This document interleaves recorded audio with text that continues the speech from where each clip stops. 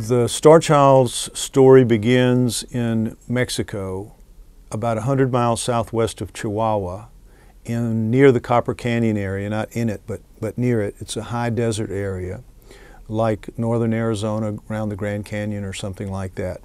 In about 1930, a family of Mexican heritage was returning to their home village for the first time in a number of years. They had several children, I think the oldest of whom was about a girl about 13, 14, 15. In later life, she couldn't remember exactly how old she was, but she was in her teens. And when they arrived in this small village, the children were told, they were all told, that in the area they couldn't go in the caves or the mine tunnels, the old abandoned mine tunnels, because it was unsafe and it was just taboo and don't do it. So the girl decided that she wanted to explore and see what that was all about.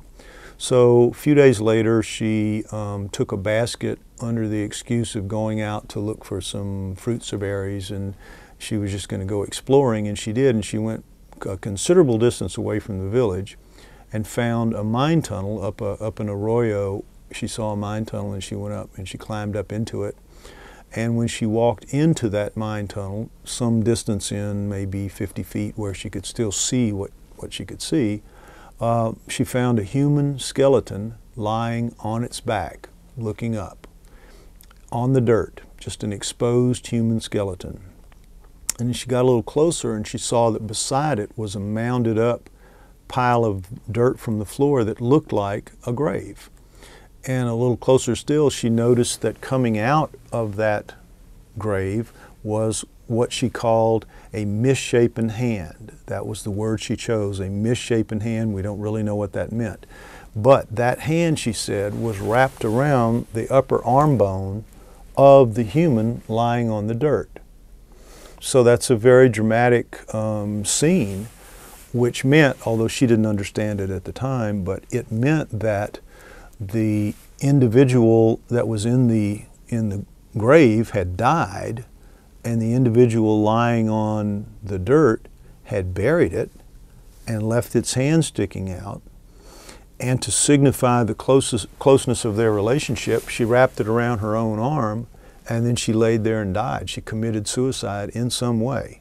We don't really know how, but there's no other way to account for that scene as the girl described it than what I've just said. So either romantic or dramatic or both, we don't really know.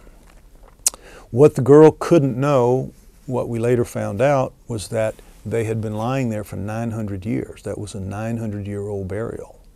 So it was quite special that she had managed to find it. Her first reaction was that it was the grave looked like it had not been compacted. The dirt looked fairly loose, and she assumed that if she just scraped the dirt away, she would find the other skeleton. And so she did that. She decided to dig it up, and she did. And she said that she found that the skeleton in the grave had a misshapen body. She said the word was the whole skeleton was misshapen, like the hand. What that means, again, we don't really know. That was her word. And she said it was noticeably smaller than the other one. Now, based on the size of the head of the skull that she ultimately recovered, we know that the one lying on the ground was about 5 feet tall. Not uncommon for Mexicans to this day. So we assume that the one in the grave, since it was noticeably smaller, was in the range of 4 feet. These are just assumptions that we make. So she decided that because all the bones were there and she had a basket, she was going to recover the skeletons and take them, try to sneak them back into the States, maybe donate them to her school as exhibits.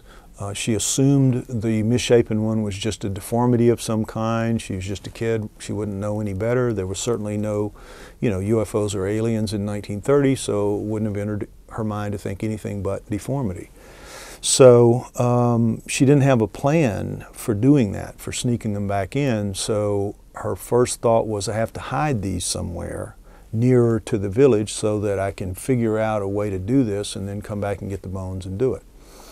So on the way back, she found a ravine coming down from an arroyo, kind of a ravine, and it has some trees and bushes on it, along it, and there was a tree and there was a shelf underneath that tree of a hollowed out area under the roots where she felt she could hide them very safely, and all of them, and they would be completely out of sight, a really good hiding place, which she did. And she was then going to come back once she figured out what to do with them. Well, that very night came a torrential rainstorm that lasted all that night, all the next day, all the next night, and then stopped. And so when she was able to go out to look to see if the bones were okay, what she found was that in the heavy rains, the arroyo had filled up. The flow of water that had undercut the roots to begin with had washed away all of the bones, gone, clean. And so she was, of course, upset, and she walked downstream and she found some bushes at the side, and they had snagged both skulls and the upper piece of maxilla of the misshapen skull, and she was able to recover that, the two skulls and the piece of maxilla, the detached piece of maxilla, and that was it. Both skulls had now suffered some damage in their tumble down the stream in the torrent that came down with the rocks and limbs and whatever else was in there. The human had lost one of its zygomatic arches, broken that off, and that's a pretty heavy bone, so it was a pretty good lick, whatever knocked it off. And the misshapen one had lost its lower face completely, and both of its zygomatic arches, both of its cheekbones, and it had lost a part under its neck called the basilar part. We don't know if that fell off because it wasn't fully detached or if it was knocked off. We don't really know. But nonetheless, she was happy to have the two skulls. She considered that something, at least, and it was much easier to solve the problem of trying to sneak them back, two whole skeletons. So she kept the two skulls. Later in life, a few years later, she had them shellacked as a preservative, which was a common preservative in the 30s, which was a good thing because it really did protect the skulls from having the oils of hands seep into the bones. And then she put them in a cardboard box, basically, and put them in her garage and more or less just forgot about them. But she kept them for the course of her life, and in the early 90s, she found out that she had a terminal illness and was going to die. So when that happened, she wanted to find a home for them with somebody somewhere. And she had some friends, and she asked them if they would take her, what she considered souvenirs at that time. Would she keep her souvenirs, her skulls that she had? And they said, yeah, sure. What are you going to say to a dying woman? Yeah, sure, we'll do that, no problem. Well, then she died, and they kept them, that couple kept them for 5 years in their garage as well, in the same box. So after, they were never quite that easy with them, and they met a couple named Ray and Melanie Young from El Paso. All these people are from El Paso, Texas, in the States. And Ray and Melanie, it turned out, were an interesting choice because Melanie had, for 15 years, had been a neonatal nurse, and she had dealt with a lot of human deformity in those years, as anybody would. So human deformity, as she understood it, was not displayed by the unusual skull. And when she felt it, she could feel immediately that it was way too light. She could look at it and see that its parts were very, very different from a normal human skull, even a deformed human skull. And the symmetry, it was much too symmetrical, very, very different, but much too symmetrical to be any kind of a deformity that she was aware of. But on top of that, she and Ray both were members of El Paso MUFON, which is the Mutual UFO Network. And being members of that, they knew a lot about aliens and what aliens were supposed to look like. So she said to Ray, you know, this looks like it could easily be the head of a gray skull because it has all the hallmarks of a gray, including, as you see, a crease in the top of the head that humans don't have. Humans just are rounded in that area. And grays are said to have a heart-shaped face with a little bit of a groove here, a roundness here on each side, which you have with these expanded parietals, and then a very, very reduced lower face.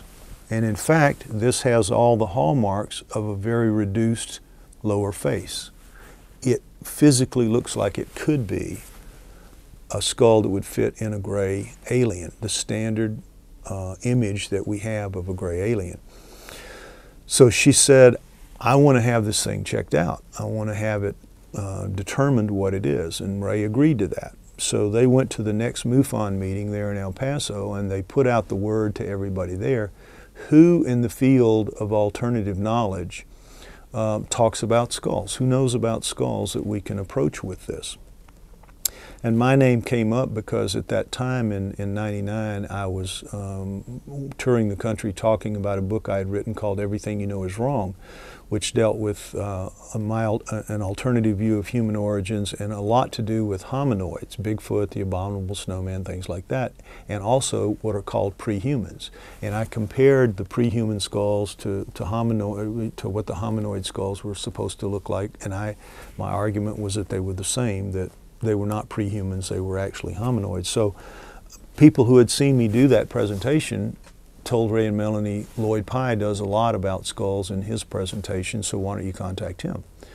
So they did, and they asked me to come by the next time I was in the El Paso area, and that was going to be in a couple of months, in February, mid-February of '99.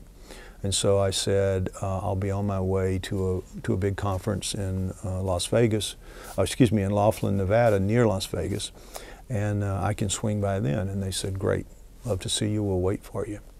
So I went by and visited with them, and fully expecting I was going to see something relating to Bigfoot. They didn't say what it was, they just said, we'll show you when you get here. So I assumed it was going to be related to hominoids in some way. And when they pulled these out of the box, it was quite a shock. It was absolutely the last thing I expected to see. And when they put the misshapen skull in my hands, I, just like Melanie, I knew enough about skulls to know this was very, very unusual, way too light, much too symmetrical. And I particularly understood the problems with the eye sockets because my father had been an optometrist for 40 years plus, and so I knew a lot about eyes, and I could see these were very otherworldly, unusual, weird eyes, but they were just perfect. I mean, just perfect, different but perfect, and that really didn't make sense to me. But even with all of that, my initial assessment was it has to be a deformity of some kind. It's the natural thing anybody would say when they first see something very, very unusual but has a general human look to it. Your first thought has to be it's a deformity. And if you don't know any better, that's what you're going to think. And Melanie knew better. It just so happened she knew better. I knew a little bit better, but the idea that I was holding an alien or a human alien hybrid in my hands was so difficult to accept, to wrap my mind around. I compare it to the shepherd that found the Dead Sea Scrolls and would have understood that, you know. It was on a par of unlikelihood with that, and I just didn't accept it. So I told them, I think it's probably going to be deformity of some kind or a combination of deformities, but I agree with you that it's very, very unusual, and I'm willing to undertake trying to find out what it is.